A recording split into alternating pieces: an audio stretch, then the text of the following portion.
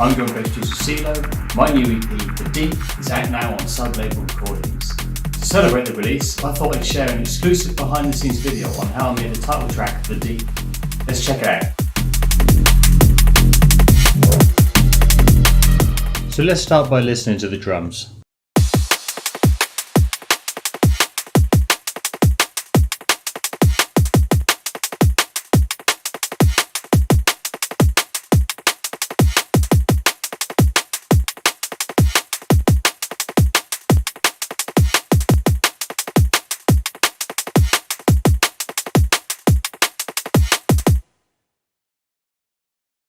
So with drum and bass, there's so many hits happening in a very short space of time, it's a good idea to keep your drum hits nice and short and snappy.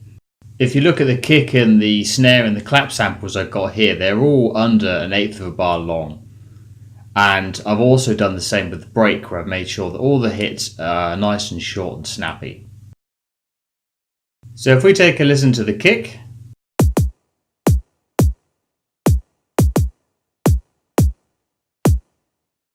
So like all my drums, the kick comes from a sample pack, and the only processing I've done is I just used Pro Q just to remove some mud around the 200 Hz area.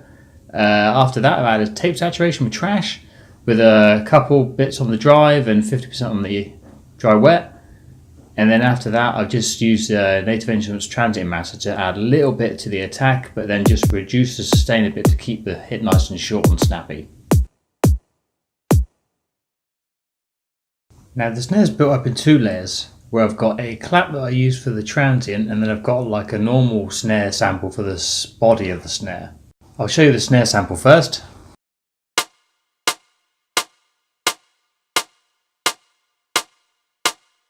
Processing on the snare is just the same as it is with the kick, where I start off with a Pro Q, and this time I roll the bottom end off. Then I've got tape saturation again with trash, and also transient master.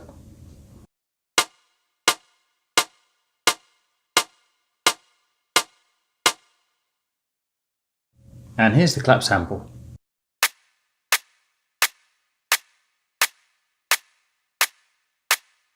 Processing is exactly the same as the snare sample, the only difference is that I've rolled even more of the bottom end off.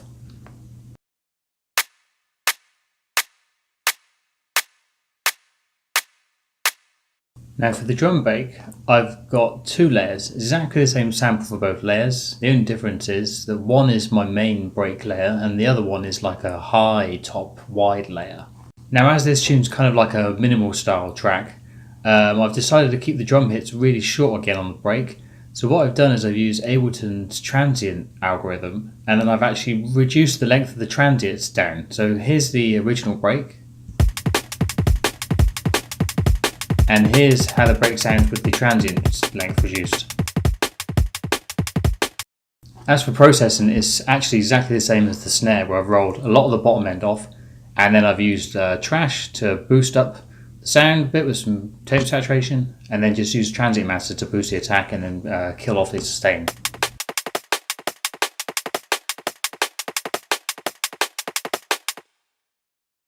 Now the top break layer is exactly the same as the main break layer, but I haven't shortened the transients with the algorithm on this one. Here's the layer with all the processing on.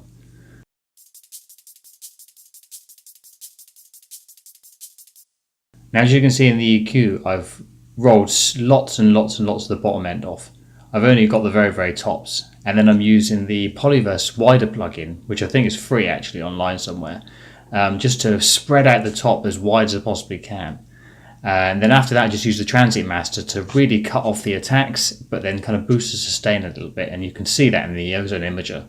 The idea is just to make a really big wide layer to fill out the top of your drums.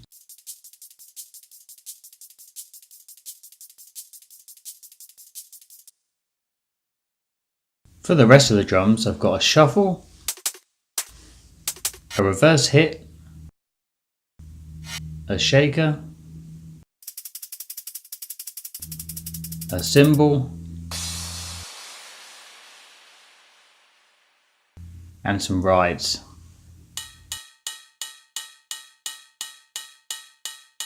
Actually the drums are really simple on this track because I've only got 10 tracks in total. So the last part for the drums is bus processing. The first thing I got is a compressor just to help reduce the dynamics a little bit. And then I'm using the maximizer and ozone just to help limit the drums and make sure they don't go over -3 dB. Actually, limiting my drum bus is something I do on all of my tunes. And then I roll off all side information with an EQ below just over 100 Hz. And then the last thing I do is I send my drums to a reverb send. On this send I've got Valhalla Room with a couple of seconds delay, and I just send enough just so you can start to feel there's a bit of reverb on the drums, but not overpowering.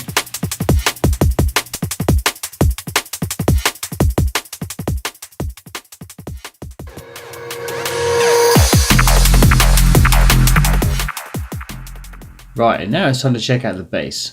I'll just play the whole bass bus through for you.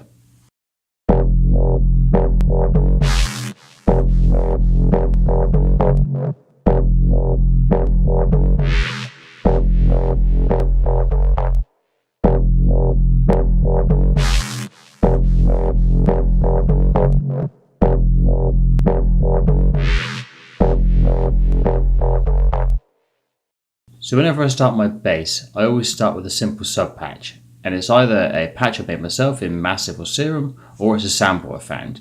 And in this tune I've used a sample, and here's the original sample here.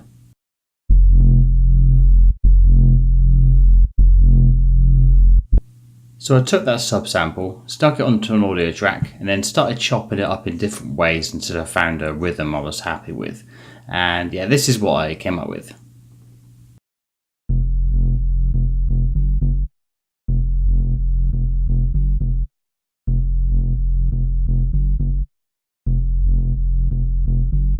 Once I've got my sub bass rhythm in place, I then use that to then make my mid bass.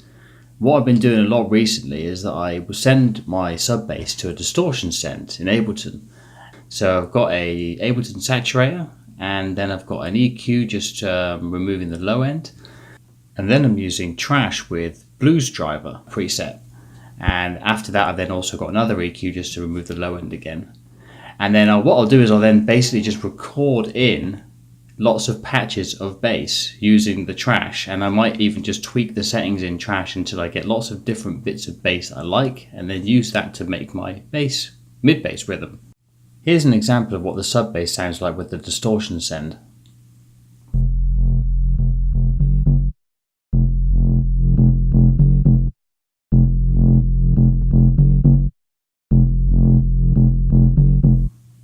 So once I'm happy with the mid bass patches, I can then go back to the sub bass and then start processing that. So I always start off with a Pro Q. In this case I haven't done anything in it at all. And then I will take Trash again and use tape saturation to warm it up, as I do with almost everything. And then after that I take a Pro Q again, and then I just basically roll off the top end and then also remove a little bit of mud. So once I was done with the sub, I then worked a bit more on the mid bass. Now what I've got on this one is I've got a reverb send on the first automation channel, you can see just under the audio, and then the next one after that is I've got a distortion send, and the reverb is just kicking in every now and again to get a bit of additional noise, and then the distortion is there just to give an extra bit of dirt and grit to the mid bass. And then after that I then process the mids with Pro Q again, rolling off the bottom end and removing any mud, and then I use Trash again to warm it up. And then after that I then use another Pro Q to make sure the bottom end is still rolled off and remove any additional mud that come through. And then I just stick on an ozone image just to see sort of how wide the bass is.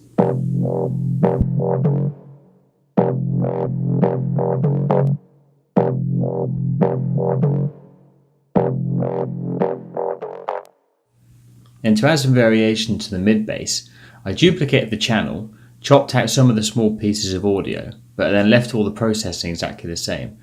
But the difference here is that I've used the Polyverse Wider plugin to make the small little chopped up audio bits pop out at the side of the mix. I've often found that when using this Polyverse Wider plugin, you have to sometimes put a limiter on because it can make it quite a bit louder than the original.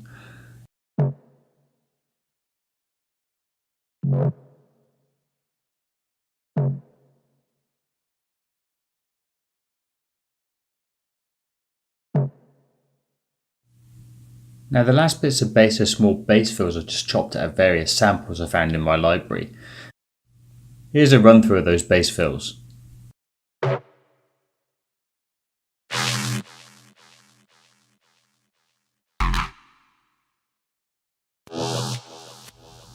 Now I decided to send all of these bass fills to a bass fill bus so that I could process them similarly at the end. Now all of the actual individual bass fills have got the similar processing to the other basses I've already shown you before, but there are some small differences to these. The first one I've added an overdrive, and after that I've added the wider plugin again just to give it some width. The next one has just simply got the wider plugin on again to give it more width. And then the third one I've actually added a auto filter with a notch, and then used Max for Live LFO just to move the notch around a little bit to give some variation in the sound. And then the last fill is also got the auto filter on with just a fixed notch. And then finally the processing on the mid fill bus is just literally I've added a reverb send which I've automated throughout the track occasionally. So just like with the drums, I've also done some bus processing for the bass.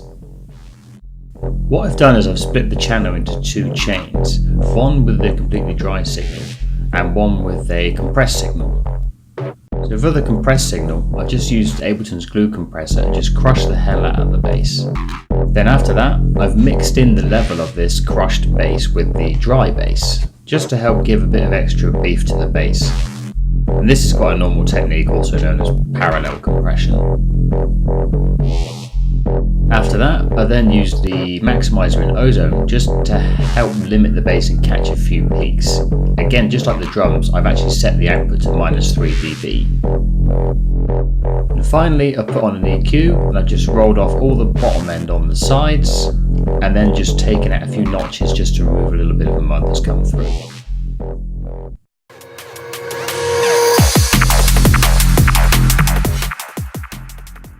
So now I'll quickly run through some of the final buses of the track. I'll start with the effects and give that a quick run through so you can hear what it sounds like.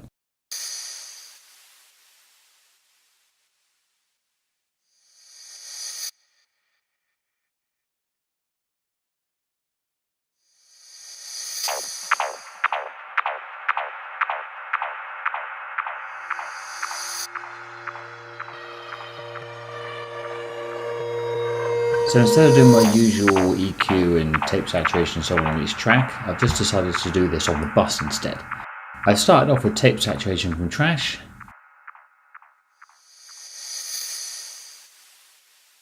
Then I've added a Pro EQ and rolled off all the bottom end. I've then used the Polyverse wider plugin to give a bit of width to all the effects.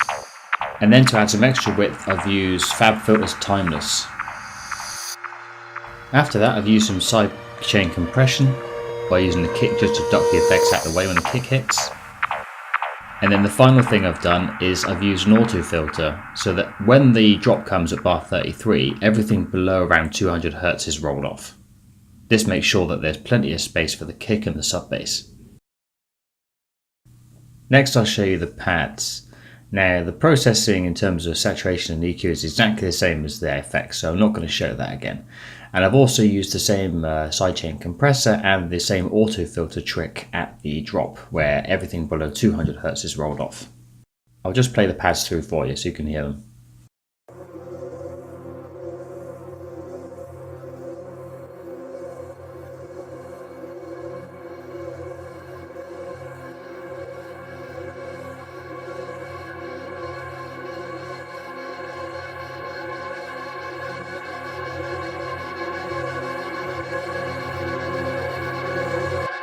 Now, as I want the pads to build atmosphere and tension in the track, especially in the build-ups, I've used some automation on utility volume and on an LFO frequency on an auto filter on these three pads.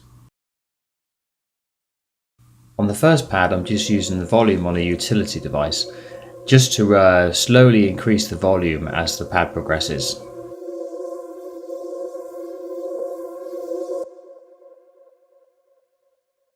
For the next pad, the first thing I've done is added a long volume fade on the front to turn the pad into a kind of riser. Next, I'm using an auto filter with LFO to modulate the frequency. And as the pad is progressing, I'm actually automating the rate of this LFO, so it's getting faster and faster and faster to the drop.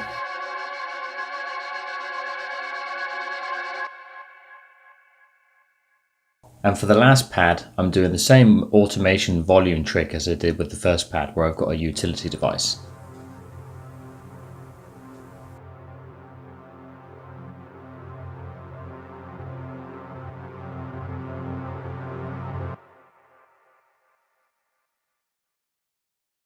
So now on to the final group. Here's the melodies where I've got 2 tracks. I'll just run it through for you so you can hear them.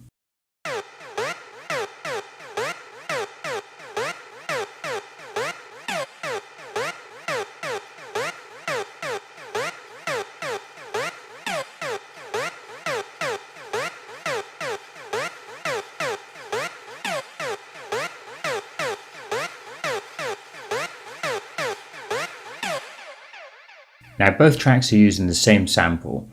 The first one is a sample that's just been chopped up and turned into a very simple melody. And then once I had the melody in place, I then rendered this out and copied it over to the second track. Here's the original sample.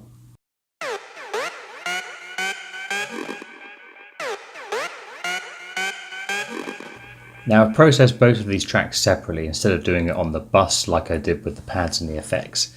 So on this first melody I started off with a Pro Q, where I've basically rolled the bottom off, and then what I've done is I've then boosted the sides up near the highs, but then reduced the mids a little bit to make the sound spread out a bit. I've then used Timeless to add some delay to the sound, where I've automated the dry wet so I can just basically increase the delay as the melody progresses. I've then used the polyverse wider to give a bit width to the track again, like I've done with many. And then after that used trash to add some tape saturation.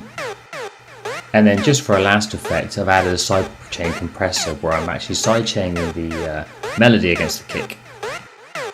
So as previously said, the second track is just a rendered out version of the first melody.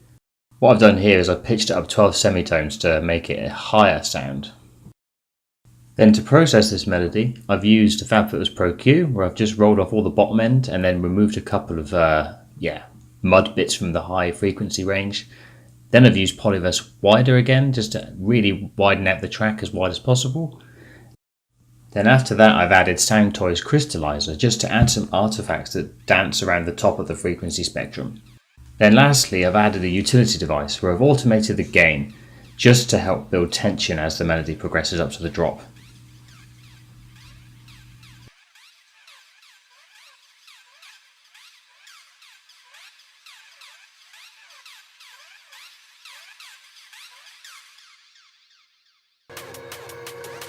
Thanks for watching this exclusive behind the scenes video. Check out my new EP The Deep, out 15th July 2019 on Sub Label Recordings.